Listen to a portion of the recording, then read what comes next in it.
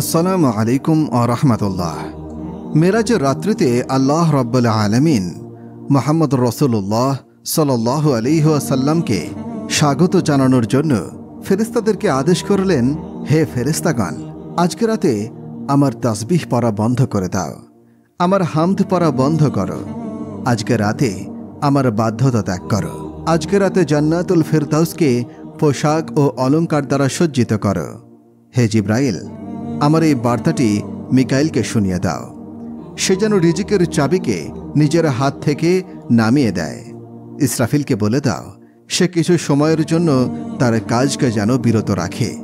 আজরাইলকে বলে দাও, সে যেন কিছু সময়ের জন্য রূহকে কবজ করা থেকে হাত উঠিয়ে নেয়। জান্নাতের ফেরেশতা রেজওয়ানকে বলে দাও, জান্নাতকে সুসজ্জিত করতে। মালিককে বলে দাও, সে যেন দোজখের দরজায় তালা লাগিয়ে দেয়।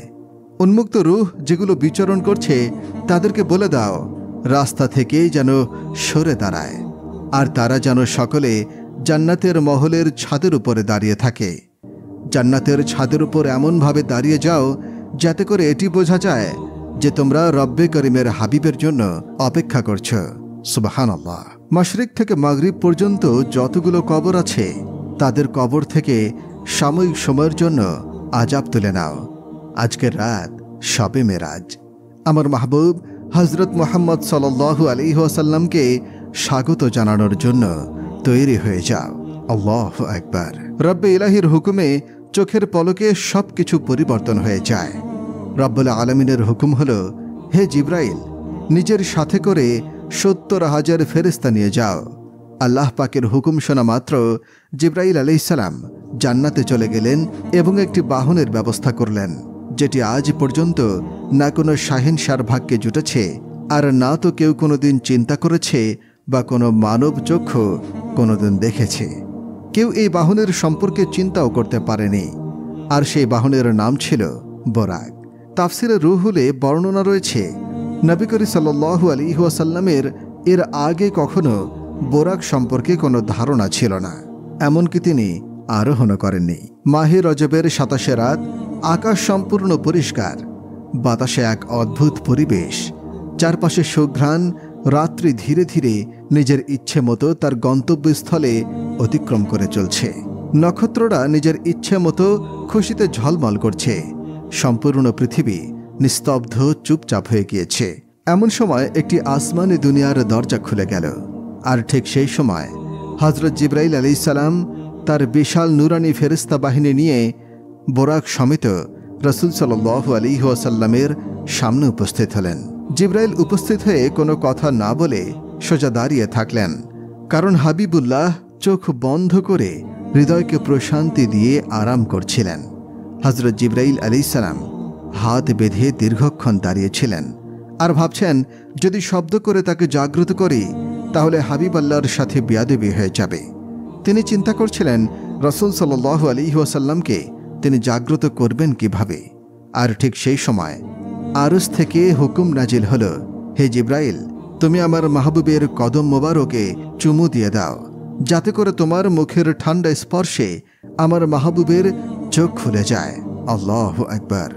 তারপর জিব্রাইল আলাইহিস সালাম এগিয়ে গেলেন এবং নিজের ঠোঁট রাসূল সাল্লাল্লাহু আলাইহি ওয়াসাল্লামের পা মোবারকে স্পর্শ করলেন। এই দৃশ্য কতই না সুন্দর ছিল।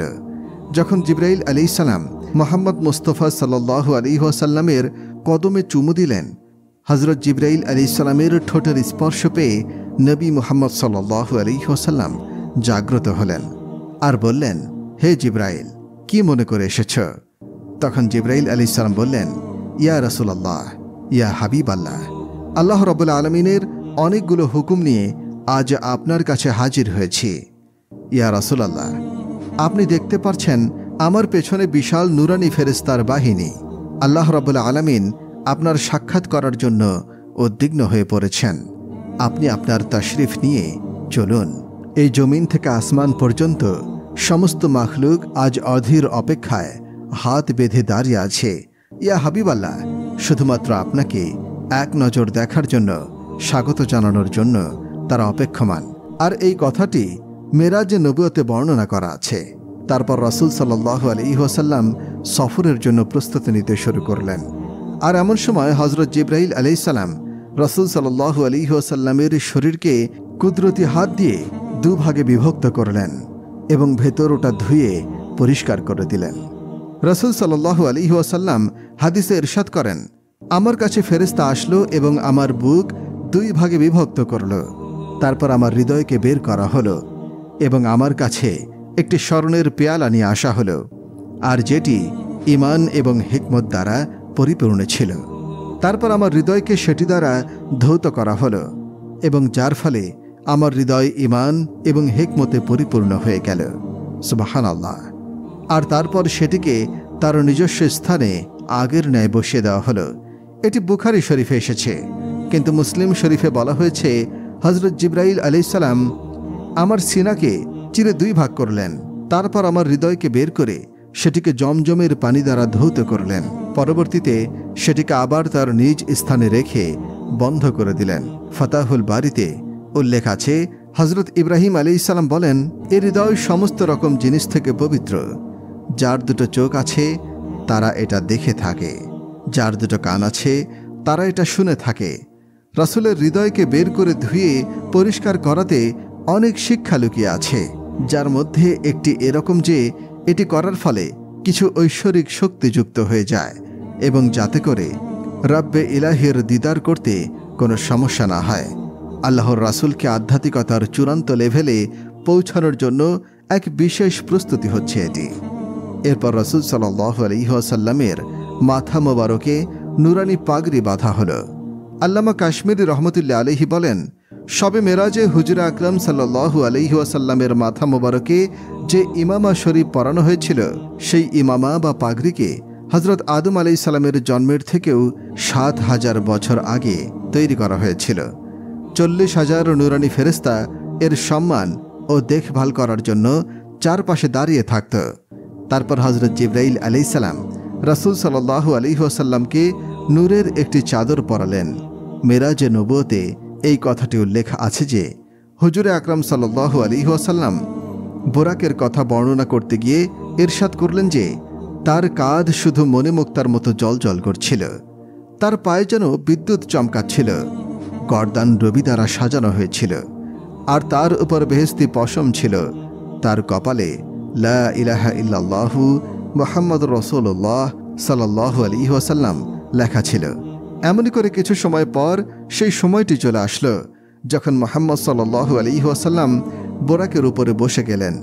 হজরত জিব্রাইল আলাইহিস সালাম শক্ত করে ধরলেন, মিকাইল আলাইহিস সালাম লাগাম ধরলেন, আর হজরত ইসরাফিল আলাইহিস সালাম রাহবার হয়ে রাস্তা প্রদর্শন করলেন। হজরত ইমাম কাশ্মীর রহমতুল্লাহ আলাইহি ইরশাদ করেন যে মেরাজের রাতে ৮০,০০০ নুরানি ফেরেশতা হুজুরে পাক সাল্লাল্লাহু আলাইহি ওয়াসাল্লামের ডান দিকে এবং ৮০,০০০ ফেরেশতা বাঁ দিকে ছিল, আর এই সমস্ত ফেরেশতাদের দরুদ ও সালামে সমস্ত আকাশ মুখরিত হয়ে উঠেছিল। আর এই উচ্চধ্বনি দরুদ ও সালামের মধ্য দিয়ে হুজুর আকরাম সাল্লাল্লাহু আলাইহি ওয়াসাল্লাম মেরাজের সফর শুরু করলেন।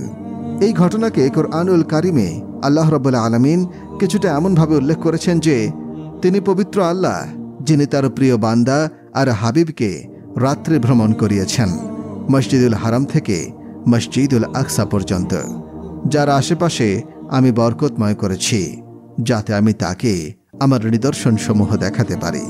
নিশ্চয়ই তিনি সর্বশ্রোতা, সর্বদ্রষ্টা। সূরা বনী ইসরাইল আয়াত নম্বর ১।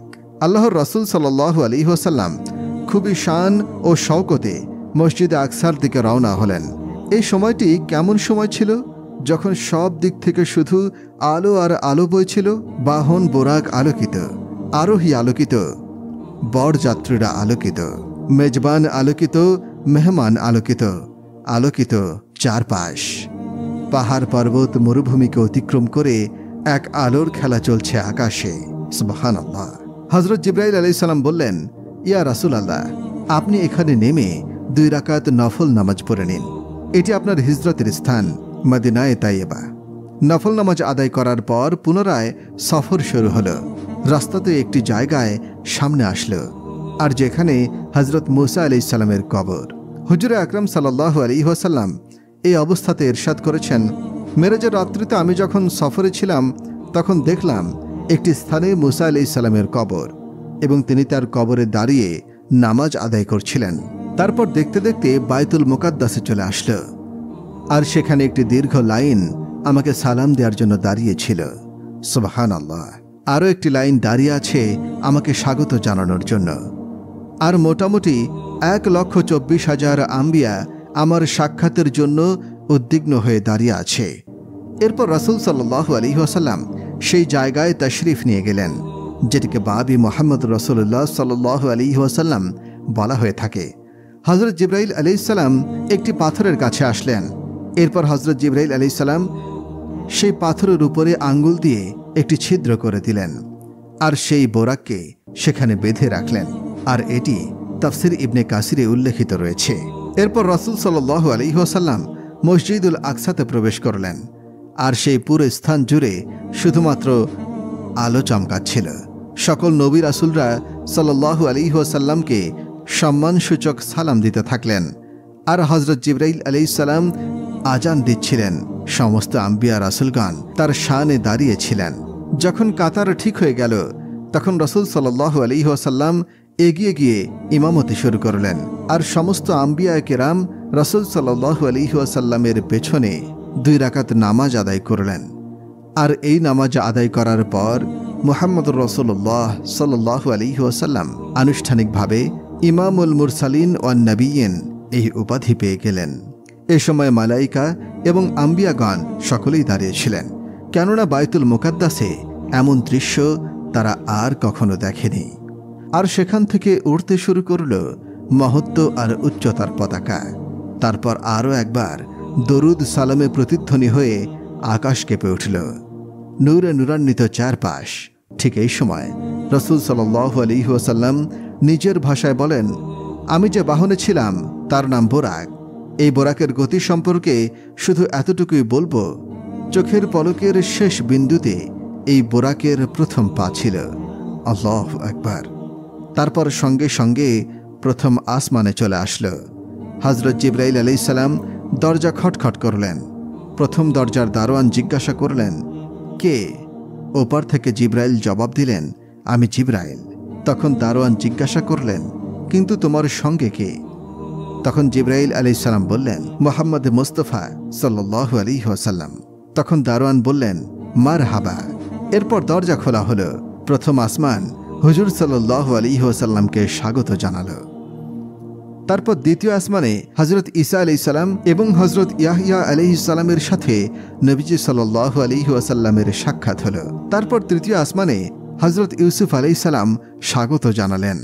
চতুর্থ আসমানে হযরত ইদ্রিস আলাইহিস সালাম, পঞ্চম আসমানে হযরত হারুন আলাইহিস সালাম, ষষ্ঠ আসমানে হযরত মূসা আলাইহিস সালাম এবং সপ্তম আসমানে আল্লাহর বন্ধু ও মুসলিম জাতির পিতা ইব্রাহিম খলিলুল্লাহর সাথে দেখা হলো এবং তিনি মুহাম্মদ সাল্লাল্লাহু আলাইহি ওয়াসাল্লামকে স্বাগত জানালেন। সুবহানাল্লাহ, আল্লাহু আকবার।